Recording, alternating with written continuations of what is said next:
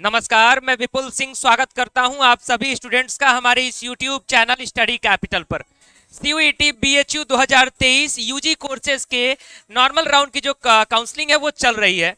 इस बीच mop up round को लेकर के लगातार आप सभी के सवाल बने हुए हैं कि सर मॉपअप राउंड कब तक शुरू होगा और मॉपअप राउंड का प्रोसेस क्या होगा। यानी जिनका भी इस फ्रेश राउंड में एडमिशन नहीं हो रहा है या फिर वो मॉपअप राउंड में अगर हिस्सा लेने वाले हैं तो आज का ये वीडियो आप सभी के लिए कंप्लीट इंफॉर्मेशन वीडियो होने वाला है। इसलिए ध्यान से मेरी एक एक बात को पूरा सुन लीजिएगा अगर आपको CUET BHU के मॉपअप राउंड को अच्छे से समझना है तो। वीडियो की शुरुआत करूं उससे पहले अगर आप हमारे इस चैनल पर पहली बार विजिट कर रहे हैं, हमारा कोई पहला वीडियो देख रहे हैं तो चैनल को सब्सक्राइब कर लीजिए, बेल आइकन प्रेस कर लीजिए, क्योंकि हम काउंसलिंग की लगातार हर एक अपडेट, सूचना और जानकारी समय से और सही जानकारी आप तक पहुंचा रहे हैं और लगातार आपको सही जानकारियां पहुंचाते रहेंगे। दो महत्वपूर्ण सवाल आप सभी के हैं।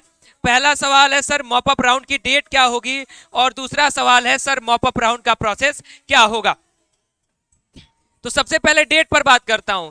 अगर पूछता है आपसे, आपको इच्छा है कि भाई मॉपअप राउंड सर कब होगा, तो एक मैं आपको चार्ट दिखा रहा हूं। ये टेंटेटिव शेड्यूल था, BHU के द्वारा जारी किया गया था। कुछ स्टूडेंट्स को ये लग रहा होगा सर ये मॉपअप राउंड के लिए हमारे लिए पोर्टल के लिए 16 तारीख से समय दिया गया था, लेकिन ऐसी कोई सूचना मिली नहीं। तो देखिए पहले जो शेड्यूल आया था वो पूरी तरह से फेल हो चुका है BHU का। अभी किसी और राउंड पर, अभी काउंसलिंग कहां पर 7वें राउंड पर चल रही है और कहां तक ये सारी चीजें अभी तक खत्म हो जानी चाहिए थी, तो वो BHU की तरफ से शेड्यूल फेल हो चुका है। इसलिए अभी मॉपअप राउंड के जो आप लोग डेट पूछ रहे हैं, डेट कोई भी नहीं आई है, तो इसको लेकर के परेशान मत होइए। डेट जिस दिन भी अनाउंस होगा मैं सबसे पहले और सबसे बढ़िया से आपको समझाने के लिए आ जाऊंगा। दूसरा सवाल, सर इसका प्रोसेस क्या होगा, यानी मॉपअप राउंड में अगर हम हिस्सा लेते हैं तो क्या प्रोसेस फॉलो करना होगा।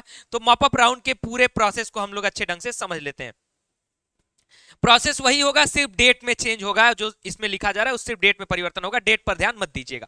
नियमित राउंड समाप्त होने के बाद यहां पर अस्थायी रूप से 12 अगस्त तक लिखा था, लेकिन जो कि डेट बदल गई है। विश्वविद्यालय बची हुई सीटों को भरने के लिए मॉपअप राउंड चलाएगा। यानी जैसे जैसे डिपार्टमेंट में सीटें भर जाएंगी, सबसे पहले मॉपअप राउंड में ये चीज एकदम क्लियर रहना कि ये नहीं है कि भाई मॉपअप राउंड है तो जैसे नॉर्मल राउंड में सारी सीटें, सारे सब्जेक्ट की सीटें थी वैसे इसमें भी मिलेंगी। जहां जहां सीटें बची रहेंगी, ज्यादा राउंड काउंसलिंग चलने के बाद जहां सीटें फिर भी बच जाएंगी उस पर मॉपअप राउंड होता है। ऐसा नहीं है कि मॉपअप राउंड भी एक नियम की तरीके से होता है, ठीक। दूसरा है विश्वविद्यालय खाली पड़ी सीटों की गणना करेगा, यानी सबसे पहले सारी सीटें काउंट की जाएंगी, फिर इसे BHU पोर्टल पर प्रकाशित करेगा, यानी किस डिपार्टमेंट में कहां कितनी सीटें बची हैं, किस ऑनर्स के साथ कितनी सीटें बची हैं, वो चीज आपको वेबसाइट पर मिलेगा, उसकी लिस्ट मिलेगी प्रॉपर। विभिन्न श्रेणियों और विभिन्न कार्यक्रमों यानी पाठ्यक्रमों के लिए रिक्तियां पोर्टल पर दिखाई देंगी, यानी कहां कहां सीट खाली है वो सारी चीजें आपको पोर्टल पर देखने को मिलेगा। यानी जितनी सीटें भरी जाएंगी उसके बाद XYZ जिस भी सब्जेक्ट में सीट खाली है वो आपको दिखाया जाएगा। फिर जो अभ्यर्थी रिक्त सीट पर प्रवेश लेने के इच्छुक है उन्हें पोर्टल पर पुनः पंजीकरण कराना होगा।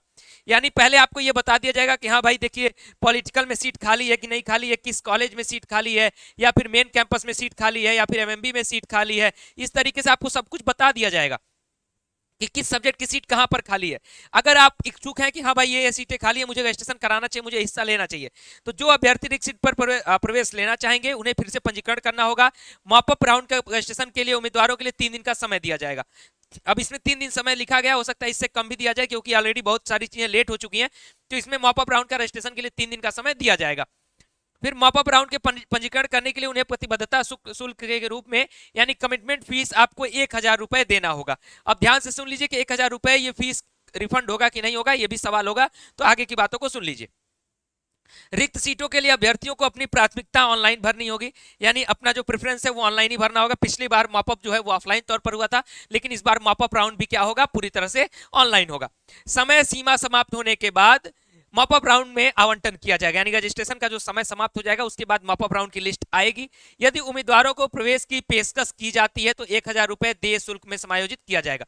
यानी सबसे पहले आपके इंटरेस्ट के आधार पर ही आपको रजिस्ट्रेशन करना है, क्योंकि पहले ये लोग सब्जेक्ट की लिस्ट और कहां कहां क्या सीट खाली है ये बता दिया जाएगा। अगर आप इंटरेस्टेड हैं तो मॉपअप राउंड के लिए हिस्सा लीजिएगा। 1000 रुपए कमिटमेंट फीस है। अगर आपको सब्जेक्ट अलॉट कर दिया जाता है, जो सब्जेक्ट आप भर रहे हैं मॉपअप राउंड के प्रेफरेंस में, तो आपका जो फीस होगा वो आप जो पेमेंट करने वाले हैं अपने सेमेस्टर फीस के लिए, उसी में आपका डिडक्ट हो जाएगा, यानी उसमें 1000 रुपए कम लगेगा। आगे सुनिए, दूसरा कंडीशन है यदि उन्हें कम योग्यता के कारण प्रवेश की पेशकश नहीं की जाती है तो यह 1000 रुपए वापस कर दिए जाएंगे।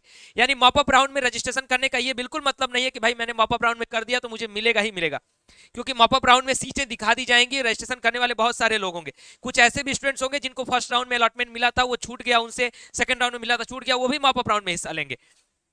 तो इसलिए अगर आप मॉपअप राउंड में हिस्सा लेते हैं, आपको सीट नहीं मिलता है, तो फिर आपका 1000 रुपए का जो कमिटमेंट फीस है वो पूरी तरह से वापस कर दिया जाएगा। तीसरी कंडीशन, यदि उन्हें उन सीटों की पेशकश की जाती है जिन्हें उन्होंने चुना है लेकिन प्रवेश नहीं लेते हैं तो यह राशि जब्त कर ली जाएगी। अगर तीसरा कंडीशन ये बनता है कि आपने प्रेफरेंस भरा, आपने मॉपअप राउंड के लिए काउंसलिंग कराया, आपको बीएचयू सीट भी दे रहा है जो आप सीट चाहते थे, लेकिन अगर फिर भी आप उस पर वो एडमिशन नहीं लेना चाहते हैं, नहीं लेते हैं, आगे का जो प्रोसेस है उसको नहीं कंप्लीट करते हैं, तो फिर आपका जो 1000 रुपए है वो जब्त कर लिया जाएगा। ठीक, वो 1000 रुपए आपको नहीं मिलेगा।